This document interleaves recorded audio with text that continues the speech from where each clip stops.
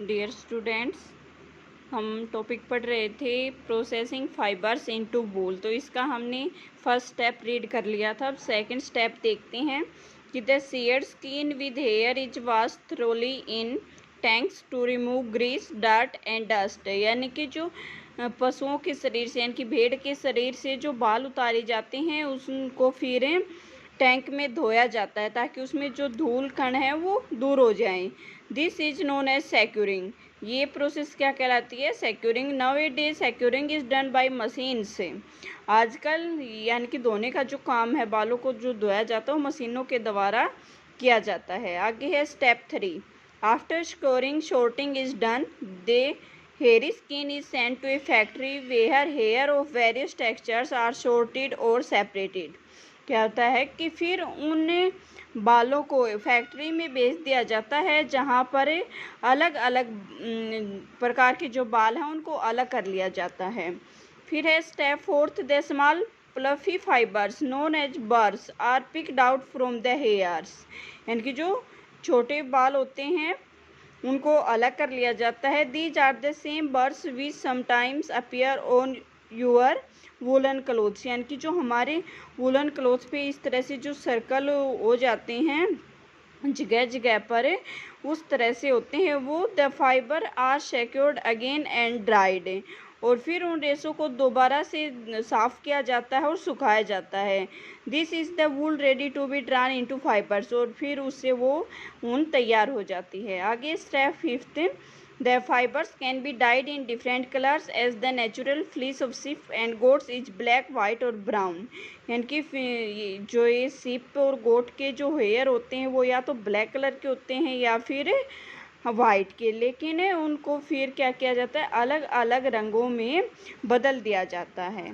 फिर है स्टेप 6 कि the obtain fibres are then strand combed and rolled into yarn. यानी कि उनको सीधा करके कंघे से अच्छी तरह से करके उनको धागों में बदल दिया जाता है। The fibres which are long are made into wool for sweaters and the fibres which are short are woven and spun into woollen clothes. यानी कि जो लंबे धागे बनते हैं उनको तो स्वेटर के लिए यूज किया जाता है और जो छोटे धागे होते हैं उनसे कपड़े बना लिए जाते हैं।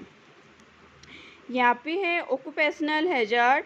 यानी कि जो व्यवसाय किया जाता है इससे इसका क्या नुकसान है। Wool industry is an important means of livelihood for several people in India. यानी कि ऊन की जो फैक्ट्री है वो बहुत ही महत्वपूर्ण है, आदमियों की जीविका कमाने का साधन है ये भारत में। बट शॉर्टर्स जो भी रिस्की है, sometimes they get infected by A bacterium named anthrax.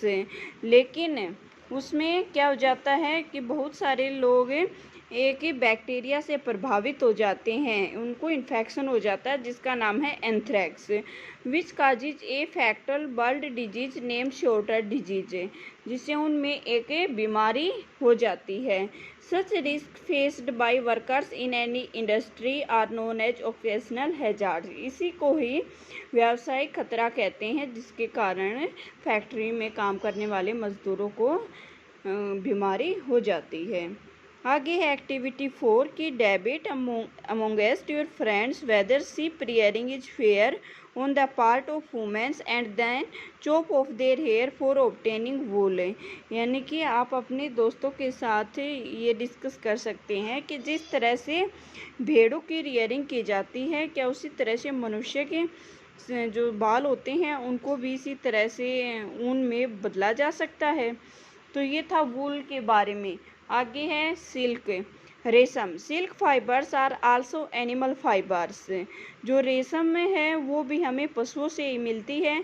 Silk worm spin the silk fibres. ये रेशम के जो रेशे होते हैं उनसे प्राप्त की जाती हैं। The rearing of silk worms for getting silk is known as sericulture. यानी कि रेशम के कीड़े से जब सिल्क निकाली जाती है तो उस प्रोसेस को कहते हैं sericulture. Find out from your aunt mother grandmother the type of silk sari they have. यानी कि आप अपने घर में अपनी मम्मी से, दादी जी से, आंटी से जो अलग अलग प्रकार की जो सिल्क साड़ी आती हैं उनके बारे में पूछ सकते हैं। List the types of silk, और उनके प्रकार देख सकते हैं। Before we discuss the process of getting silk, it is necessary to know the wonderful life history of the silk moth, यानी कि सिल्क प्राप्त करने की जो प्रक्रिया है उससे पहले हम क्या पढ़ेंगे कि जो रेशम है उसका इतिहास क्या है, यानी कि वो कैसे शुरू हुई थी, कैसे उसकी खोज की गई थी।